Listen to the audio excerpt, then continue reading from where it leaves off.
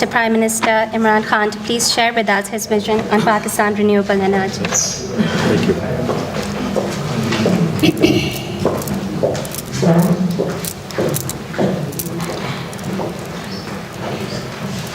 बिस्मिल्लाहिर्रहमानिर्रहीम। मुझे आज सुपर 6 की आज जो बड़ी खुशखबरी है कि सब कुछ साइन हो गया, मैं अपने मुल्क के लिए बड़ा खुश हूँ। और मैं क्यों खुश हूँ, मैं सिर्फ आपको इस चीज़ के ऊपर बात करना चाहता हूँ। देखिए, चाइना के अंदर जब हमने तीन दफ़ा हम जब चाइना गए और चाइना से जब उनकी थिंक टैंक से मिले, उनकी मिनिस्ट्री से मिले, तो ये जो दुनिया के अंदर एक मोजा हुआ है चाइना में 30 साल में, कभी भी दुनिया में मुल्क ने इतनी तेज़ी से तरक्की नहीं की और कभी भी लोगों को इस तरह इतनी तादाद में गुर्बत से निकाला। 70 करोड़ लोगों को 30 साल में गुर्बत से निकालना ये दुनिया की तारीख़ में एक बहुत बड़ा मौजज़ा है। तो उनसे जब हमने और भी क्या उनकी कामयाबी की क्या राज थे, और भी थे, लेकिन सबसे जो चीज़ स्टैंड आउट की वो उनकी लॉन्ग टर्म प्लानिंग है। हमारी बदकिस्मती शॉर्ट टर्म प्लानिंग, 5 साल इलेक्शन के होते हैं, गवर्नमेंट आती है, सोचती है कि मैं कौन सा ऐसा प्रोजेक्ट करूं जो इलेक्शन से पहले मैं लोगों को दिखाऊंगा कि देखो ये कितना अच्छा प्रोजेक्ट है, और उसको फिर करोड़ों रुपया उसकी पब्लिसिटी करके तो उसके ऊपर इलेक्शन जीतने की कोशिश करो। ये हमारे में और चाइना में एक स्टार्क डिफरेंस है। चाइना की जो लॉन्ग टर्म प्लानिंग है वो यानी जो उन्होंने हमें अपने प्लान्स बताए वो इतनी आगे तक है। अब पाकिस्तान का आ जाए कि हमने आज जो इतने बड़ी हम ये मसले में पड़े हुए हैं, महंगी बिजली, इसके पीछे क्या, यानी हमने ऑब्वियस है कि हमने कोई ना कोई चीज़ तो गलत की होगी कि सबसे सस्ती बिजली से सबसे महंगी बड़े सगीर में बिजली अब हम बना रहे हैं। और उसकी वजह यह है शॉर्ट टर्म प्लानिंग। कोई लॉन्ग टर्म सोच नहीं थी, कोई आगे का अपने आने वाली जनरेशन्स की नहीं फिक्र थी, कोई हमें ये नहीं सोचा कि हम वेल्थ क्रिएट कैसे करेंगे।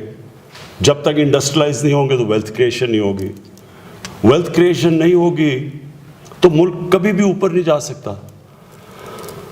और वो जो उसके साथ दूसरी चीज़ नॉलेज इकॉनमी। अब सिंगापुर, छोटा सा सिंगापुर है, हमारे सामने देखते देखते 300 अरब से ज़्यादा उनकी एक्सपोर्ट्स हैं, 50-60 लाख लोग हैं। हमारा कहाँ से पाकिस्तान गया, जबकि हमारी एक्सपोर्ट्स 60s के अंदर एक वक्त पे हांगकांग जितनी थी।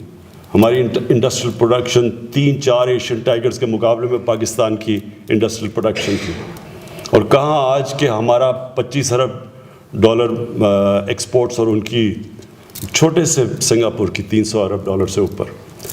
तो ये सिर्फ इसलिए कि शॉर्ट टर्म, कोई लॉन्ग टर्म थिंकिंग नहीं थी, प्लानिंग नहीं थी। और इसकी जो सबसे बड़ी मिसाल है वो हमारी जो हमने अपनी बिजली से किया कि पाकिस्तान में इतना ज़्यादा पोटेंशियल था हाइड्रो इलेक्ट्रिसिटी का, उसको छोड़ के हमने ये महंगे इम्पोर्टेड फ्यूल के ऊपर ये पावर स्टेशन बनाने शुरू किए।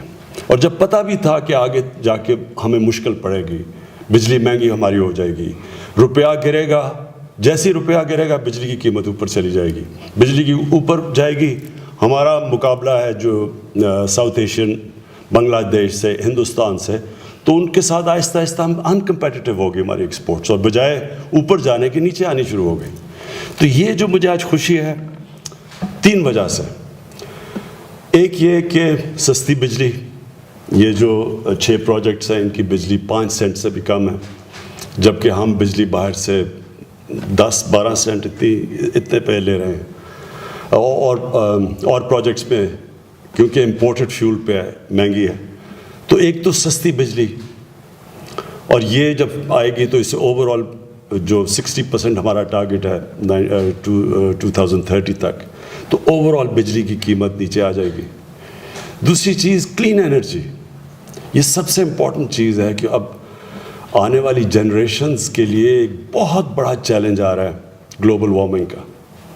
और पाकिस्तान वो मुल्क है جو بڑا ونریبل ہے، نمبر 8 پہ گنا جاتا ہے جو ملک گلوبل وارمنگ سے متاثر ہوگا، اور اس سے متاثر اس لیے ہوگا کہ ہمیں پانی کا بہت بڑا مسئلہ آ گئی ہے، یہ اور بڑھ جائے گا مسئلہ، کیونکہ ہمارے گلیشیئرز کے اندر تیزی سے پگھل رہا ہے پانی، تو وہ گلیشیئرز فیڈ کرتے ہیں زیادہ تر ہمارے دریاؤں کو، تو ایکچولی یہ بہت بڑا ایشو آ رہا ہے۔ اس لیے ہمارے لیے تو بہت امپورٹنٹ ہے کہ ہم گلوبل وارمنگ کو فائٹ کرنے کے لیے اپنی انوائرمنٹ کا خاص طور پہ دھیان رکھیں۔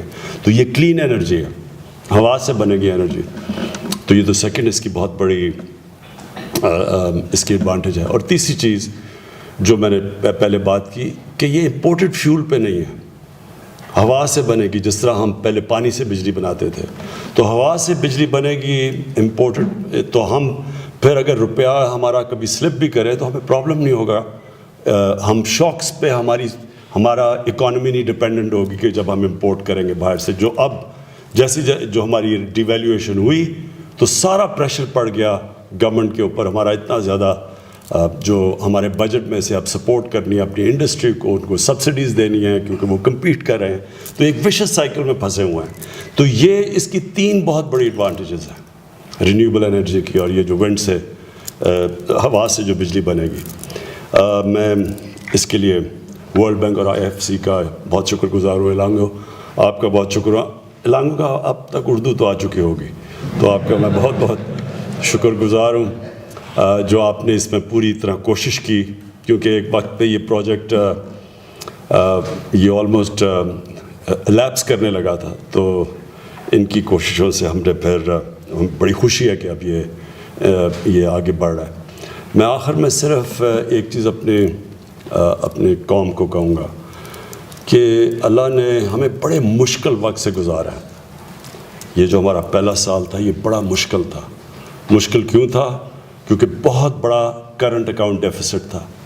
کبھی بھی کسی گورنمنٹ کو $20 ارب کا کرنٹ اکاؤنٹ ڈیفیسٹ کا سامنا نہیں کرنا پڑا، اور اس کا خطرہ یہ ہوتا ہے کہ وہ کسی وقت بھی روپے کے اوپر اتنا پریشر پڑے کہ روپیہ گرنا شروع ہو جائے، اور ہمارے پاس فارن ایکسچینج نہیں تھا روپے کو روکنے کے لیے گرنے سے، تو ایک بڑا مشکل وقت تھا۔ اور میں اللہ کا شکر گزار ہوں اپنی اکنامک ٹیم کا اس کے بعد کہ بڑی محنت سے اور مشکل وقت نکال کے آج ہماری اکانومی سٹیبلائز ہو گئی ہے۔ آج ہمارا روپیہ کوئی سپورٹ کے بغیر بجائے گرنے کے گین کر رہا ہے۔ ہماری سٹاک مارکیٹ ریفلیکٹ کرتی ہے مارکیٹ کا سینٹیمنٹ پازیٹیو ہو گیا۔ ہمارے جو مین انڈیکیٹرز ہیں، کرنٹ اکاؤنٹ ڈیفیسٹ کم ہو رہا ہے، ہماری ایکسپورٹس بڑھ رہی ہیں، اور جو انویسٹر کانفیڈنس ہے وہ بڑھ رہا ہے۔